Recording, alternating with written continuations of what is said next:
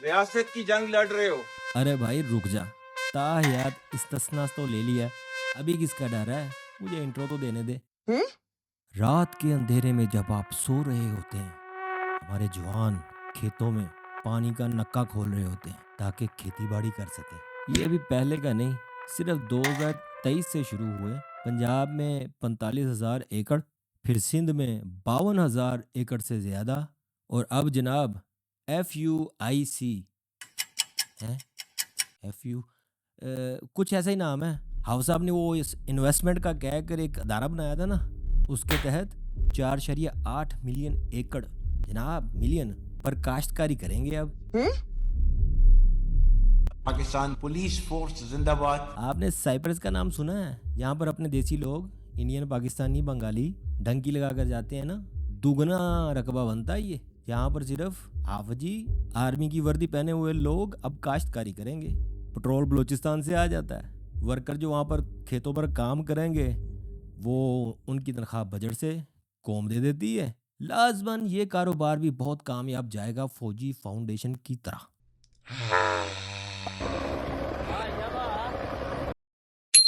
ये food security पर किया जा रहा है या कुछ और? चलें अब फिर शुरू करते हैं।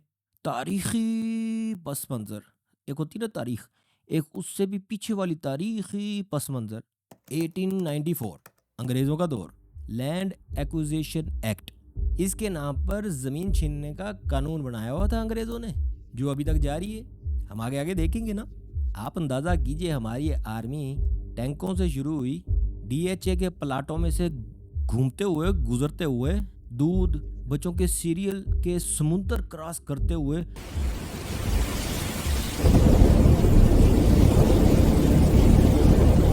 हाथ में बेलचे और किरशे लिए हुए अब काश्तकारी करेगी। लैंड एक्विजिशन एक्ट के मुताबिक अंग्रेज रेलवे के नाम पर के जी रेलवे को जमीन चाहिए, कोई भी जमीन छीन लेती थी। अब हम आ जाते हैं मौजूदा तारीख पर।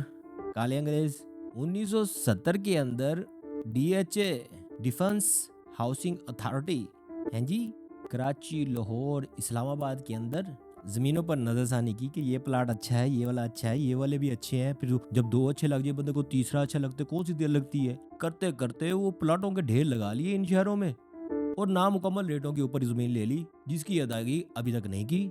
आप चाहें तो रिकॉर्ड चेक कर लीजिए, क्योंकि बाद में सुपर मार्शल्लाह एडमिनिस्ट्रेटर जनाब जनरल ज़िया साहब ने अथॉरिटी बना दी कि ये बस सब गवर्नमेंट का है, बात नहीं करनी इसके ऊपर, वरना गद्दारी का फतवा कभी भी लग सकता है। वो तो है भी मौलवी था, हाफिज तो अब है ना, पहले वो मौलवी था, 5 वक्त का नमाजी, हाफिज से ज्यादा वो तहज्जुद गुजार था। और इसके ऊपर सुप्रीम कोर्ट ने तब भी कहा था कि अगर इनको मौका मिले समुंदर के अंदर भी हाउसिंग सोसाइटीज बना दें। फिर जनाब 2000 के अंदर उकाड़ा मिलिट्री फार्म वाला तनाज़ा, आर्मी आई, उन्होंने कहा कि जी अपने डॉक्यूमेंट दिखाओ। किसानों ने कहा हमने तो बड़ी मेहनत से ज़मीन तैयार की है जनाब, काश्तकारी कर रहे हैं इसके ऊपर। आर्मी ने कहा अब आए हैं तो कुछ लेके ही जाएंगे। मुगैम्बो का छोटा भाई क्या नाम था उसका, आया हूँ तो कुछ लेके ही जाऊंगा। उतर नीचे, उतर नीचे। क्यों? आया हूँ, कुछ तो लूट कर जाऊंगा। खानदानी चोर हूँ मैं, खानदानी, मुगैम्बो का भतीजा। टाइटल आर्मी के पास भी कोई नहीं था, लेकिन पुलिस, तशद्दुद और हलाकतें, तो आर्मी आई थी। अब फिर वो कहाँ जाएगी? आखिर खेती बाड़ी भी तो किसी ने करनी है ना। ज़मीन से वैसे ही आर्मी को बहुत प्यार है। टाइटल तो है कोई नहीं था आर्मी के पास, लेकिन कंट्रोल था। जैसे अब पूरे मुल्क के ऊपर है, सारे बॉर्डरों पर है, कोई बंदा इनकी मर्जी के बगैर जा भी नहीं सकता। अब तो PIA भी इनकी मलकियत है। अब तो वाकई में कोई उड़ भी नहीं सकता, और बलूचिस्तान से कोई और तेल भी नहीं ला सकता। अब आ जाते हैं ताज़ा ताज़ा के ऊपर। 2023 जैसे खान को उतारा, उसके बाद आपने देखा होगा कि आटे के लिए लोगों को जलील किया गया। Chaos, confusion, and panic. The injured and dead are everywhere. 5400 अरब तो सिर्फ इस साल के IMF कह रही है कि घपला किया है। आते हैं हम दोबारा ज़मीन पर। ये तो छोटे मोटे घपले हैं, ज़मीन की कीमत तो हमेशा बढ़ती रहती है ना जनाब। प्रॉपर्टी डीलरों से पूछे, वो ये कहते हैं सबसे अच्छी इन्वेस्टमेंट ज़मीन की इन्वेस्टमेंट। जैसे कि आयशा सिद्दीका अपनी किताब में कहती हैं कि 12% पाकिस्तान का रकबा आर्मी के ऑफिसर्स के कंट्रोल में है। 12%, कितना रकबा होगा ये? वो दूसरी जो चीज़ें हैं डीएचए वगैरह उनको हम काउंट नहीं कर रहे, हम ये 2023 वाले मार्के पे आ जाते हैं। जब ये शुरू हुआ 45,000 एकड़, हमने तो काफ़ी शोर मचाया था ट्विटर पे, एकदम शोर मचा कि ये क्या ड्रामा हो रहा है। अब बुजदार के वक्त तो हुआ नहीं, रुक गया। उसके बाद जैसे ही आया वो निगरान, अपनी हुकूमत के लिए निगरान जब लेके आए आर्मी वाले, उनसे उन्होंने धड़ाधड़ पास करवाया जी। पंजाब के अंदर जगह कौन कौन सी थी जनाब? भक्खर, खुशाब, साहिवाल, और ये वीरान ज़मीनें बताएगी कि वीरान ज़मीनें साहिवाल में, भक्खर में। माशाल्लाह साहिवाल तो कपास का कभी गढ़ हुआ करता था, वीरान ज़मीनें वहाँ पर। बहरहाल जब हमने शोर मचाया तो इन्होंने क्या किया, हाफिज साहब बहुत सियाने हैं, रियासत तैयबा वाले ना, हाफिज साहब और इनसे पहले वाले भी, इनके आबाओ अजदाद, जब कभी शोर मचे ऐसी कोई चीज़ हो, शहीदों का खून याद करवा दो यार, मुझे टिश्यू पकड़ा, पहले वीडियो कर लें। शहीदों का खून याद आ जाता है। इस बार उन्होंने कुछ और किया, नया किया। उन्होंने कहा शहीदों का खून तो हम 9 मई के ऊपर भी इतना कर चुके हैं, अब लोग सुनते नहीं। कोई शहीदों के खून की बात करे तो लोग सिविलियन के खून को ले आते हैं कि शहीदों का खून, कोई जंग तो आपने जीती नहीं। अब फिर दोबारा वहाँ पर वादी तेरा के अंदर इस सर्दी के अंदर लोगों को वहाँ से नकल मकानी करवा रहे हैं। शहीदों का खून, पहले इतने साल लगा के, इतना अरबों रुपया लगा कर वो बाढ़ बनाई, वो किस खाते? शहीद हुए भी लोग तो वो उनका खून गया किस खाते में? फिर दोबारा कहाँ से आ गए?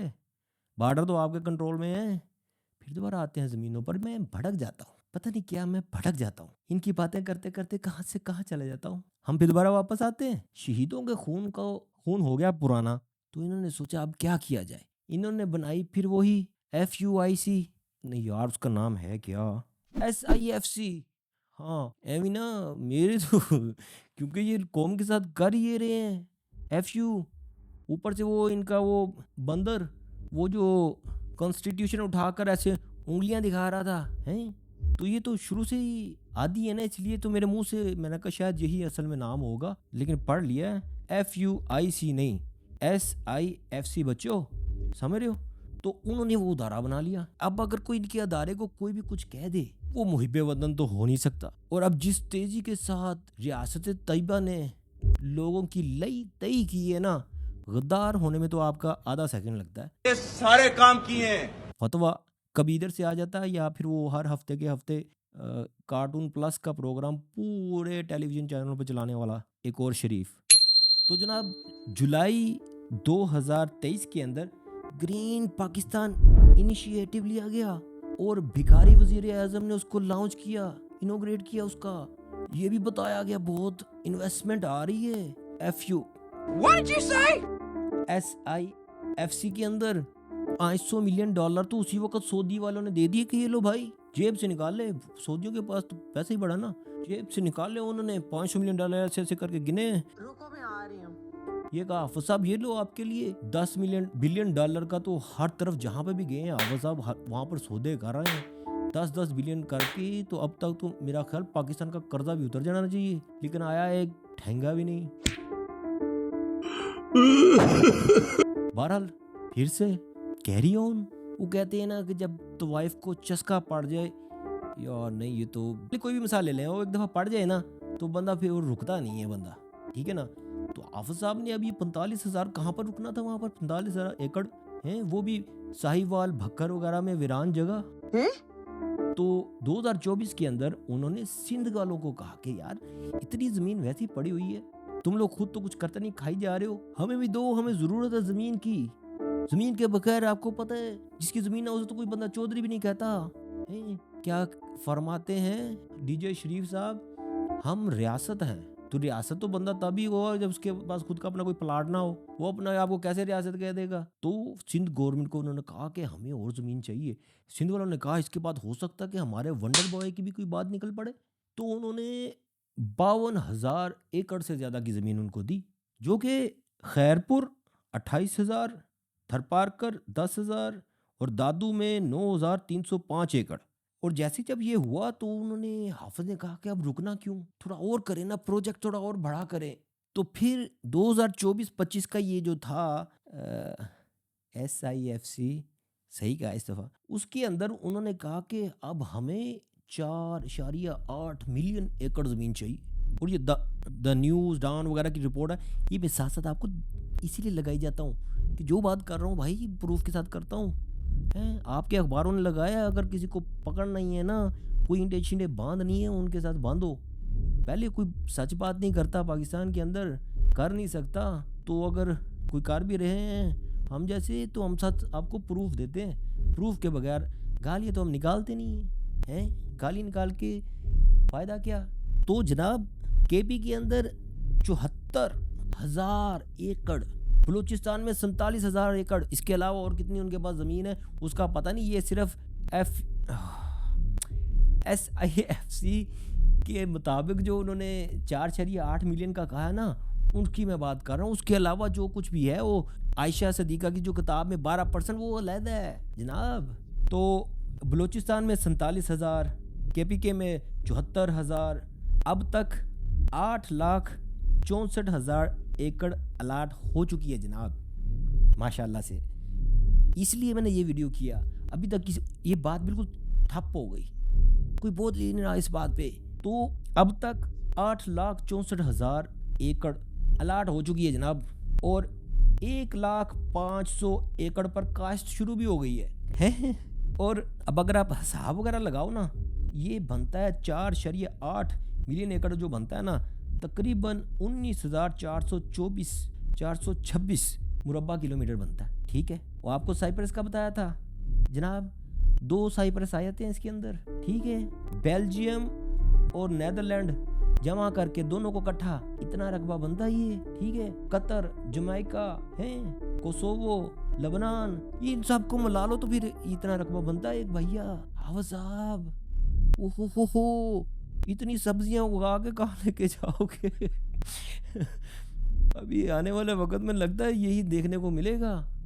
आर्मी वाले लोग वर्दी पहने हुए, हाथ में कड़छे और एक साइड पे थैले टिंडे और गाजरों के लेके घूम रहे होंगे। दूसरा किसान तो मार दिया ना, सिंताज मुआहिदा, उसके ऊपर चूं तक नहीं निकली है। अब जब पानी सारा अपनी तरफ मोड़ लेंगे ना, तब आम किसान की जब चाह निकलेगी ना, तो उसके ऊपर गद्दारी के फतवे देख लेना आप, ये होना है। और ज़रा इमेजिन करें, आर्मी वाले लोग, मेजर साहब, कर्नल साहब, हाथ में द्रांतियाँ पकड़ी हुई, वो क्या बताएंगे, वो जनाब खेतों पे पेट्रोल कर रहे हैं। ये हाल हो गया हमारी आर्मी का यार। इन्होंने जंगें लड़नी थी, ये जंगें लड़नी इन्होंने, जब देखो अपने मुल्क के अंदर कोई ना कोई महाज खोला होता है इन्होंने। और ये अभी ताज़ा ही खबरें, गंदम वगैरह नहीं पूरी हो रही। ये अभी पिछले हफ्ते की खबर थी कि 130 रुपये किलो आटा, 170 का नहीं मिल रहा लाहौर के अंदर। ये पाकिस्तान एक ज़राई मुल्क था, ये जिस चीज़ के अंदर पढ़ते हैं उसको तबाह करके रख देते हैं। आप शुरू से देख लीजिए, जिस चीज़ के अंदर पढ़ते हैं ये तबाह करके रख देते हैं। गवर्नमेंट के अंदर आए, सारी हिस्ट्री यही है, पाकिस्तान को तबाह करके रख दिया। और ये साले रिटायर हो कभी रिटायर नहीं होते, कब्र में टांगे होती हैं, फिर भी इन्हें कोई ना कोई डायरेक्टरशिप चाहिए। कोई अदारा ऐसा नहीं रह गया जिस पर इस वक्त कोई रिटायर जनरल ना बैठा हो, सिवाय बल्दिया के। बल्दिया से इनकी क्यों जान जाती है? बल्दिया में बैठो ना, भल सफाई याद करो। शुरू में भल सफाई से ही तो आते थे कि लोग कहते थे वाह जी वाह, दरिया साफ कर दिए, नहरें साफ कर दिए।